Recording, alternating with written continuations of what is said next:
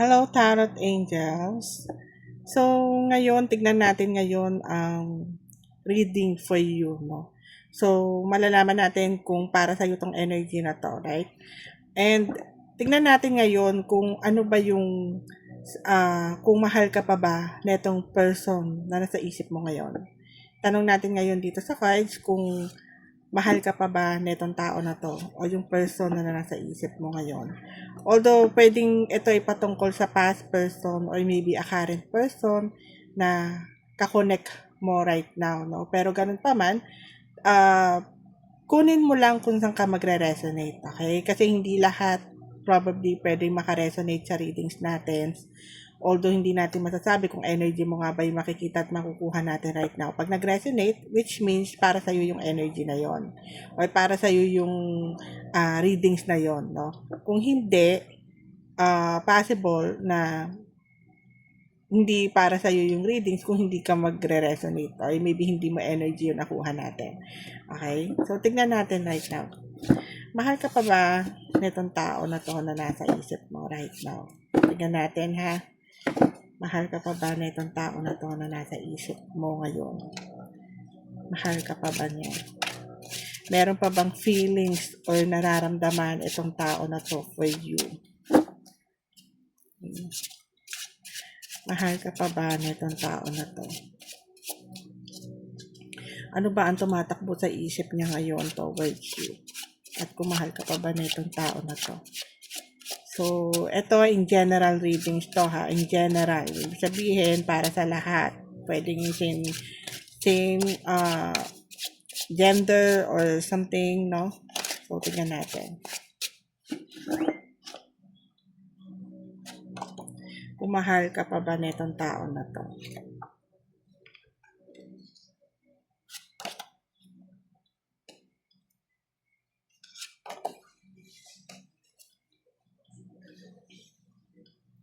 Okay.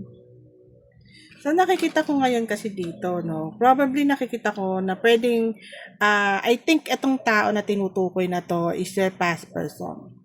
Okay? Pwedeng past person ito na tinutukoy ngayon. Pwedeng ito yung tao sa nakaraan mo, na sabihin na natin naging kakonect mo, na pwede kasing may na-involve eh. So, possible na baka ngayon, kaya ako nasabing past person ito, so probably pwedeng meron ditong na-involve na other person sa relationship connection yung dalawa. Okay, kaya sa parang sinabi naging past kasi pwede nagkaroon ng separation or maybe a breakup sa pagitan nyo. Pero nakikita ko naman dito na minahal ka netong tao na to. Okay? Kung makikita natin dito sa cards with the Ace of Pentacles, no? So talagang minahal ka netong tao na to. Okay? Kumbaga nandun sa punto na pinahalagahan o sabihin na natin naging mahalaga ka naman din pagdating dito sa person mo right now. Or maybe sa naging connection nyo together. Although nakikita naman natin dito na hanggang ngayon, possible na itong tao na to pwedeng hinahanap-hanap pa rin. Or maybe may mga oras pa rin na hinahanap-hanap pa rin yung presensya mo. Okay? At nandun sa point na yon, pwede nagkakaroon din sa ng realization or maybe awakening sa mga nangyayari ngayon sa pagitan yung dalawa. Kumbaga siguro during time na nagkaroon ng separation or maybe a breakup sa pagitan nyo. So I think itong tao na to, na-realize niya kung gaano kakahalaga para sa kanya. Okay?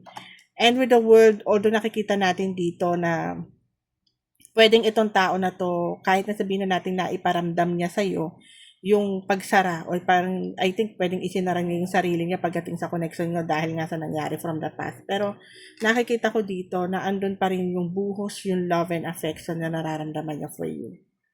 Okay?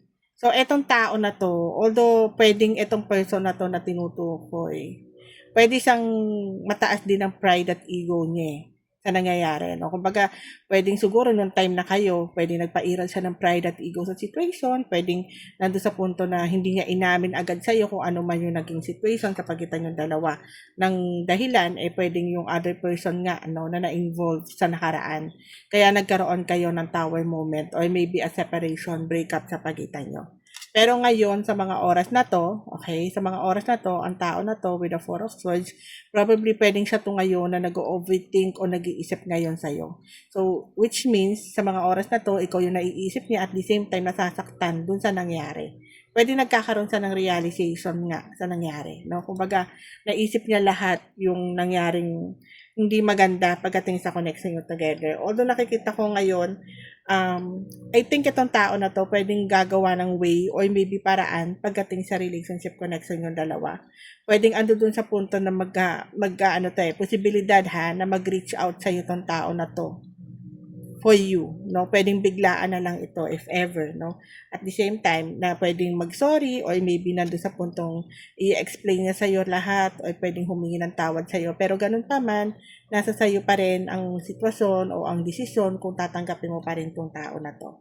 Kasi kahit na lumipas ang panahon sa pagitan yung dalawa ng tao na to, no? Lumipas ang araw, linggo, buwan, taon, nasabihin na natin nagkaroon ng separation, breakup sa pagitan nyo, nakita ko dito na hindi ka pa rin niya na kayang kalimutan. No, kumbaga nandun pa rin sa punto na mahal ka pa rin niya. And I think, I don't know ha, kung pwedeng itong reading sa to is pwede sa marriage or maybe a family involved or something like, or maybe kung hindi man ito family involved, pwede sigurong patungkol ito sa mga plano na binuo niya dapat nung time na yon sa relationship niya pero naudlot o nagkaroon ng sabihin na natin pag-hang up pagdating sa connection. Marami sa mga pagpaplano kung tutuusin sa relationship niyo together eh. Pero may mga oras pa rin na itong tao na to nakasubaybay pa rin sa'yo. Pwede nag-i-stalk, pwedeng nakikibalita patungkol sa'yo kung anong ganap sa buhay mo ngayon. Although siguro hindi pa sa makagawa ng any kind of actions and movement towards you with the hangman.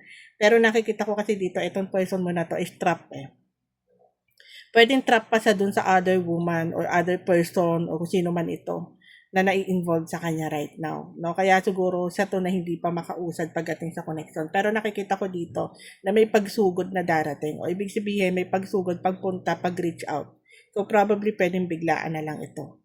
Pero parang nakikita ko dito, no? Parang I don't know kung ikaw ito na parang hindi mo pagbibigyan yung alok ng tao na to. O yung sabihin na nating paghingi niya ng tawad for you. So I think ikaw pa rin to na magde-decide pa rin dito kung tatanggapin mo pa rin ba siya or maybe nandun sa part na yon na ile-let go mo na ng tuluyan. Kasi siguro hindi mo rin ma-accept o matanggap yung nangyaring situation sa nakaraan. Siguro parang hindi mo sa kayang patawarin pagdating doon. Okay? Kasi marami ka ng pagsubok na pinagdaanan during time na nawala sa buhay mo. Kumbaga, pinilit mong tanggapin mag-isa lahat yon, no? Pero ganun pa man, sa pagbabalik na itong tao na to, nasa sayo pa rin kung tatanggapin mo o hindi. Pero parang nakikita ko dito, posibilidad na baka hindi mo i-accept. Kahit sabihin na natin mahal na mahal mo pa itong tao na to. Kasi, bakit? Kasi dahil sobra ka nasaktan sa nangyari. Kumbaga hanggang ngayon, kahit nasabihin na natin lumipas na yung taon, linggo, buwan na hindi kayo nagkaroon ng pag-uusap, parang ikaw pa rin to na hindi mo pa rin makalimutan yung pain na struggle na pinagdaanan mo pagdating sa connection nyo together ng person mo. So, ito yung nakikita natin ngayon about dun sa naiisip niya ngayon at kung mahal ka pa ba netong tao na to.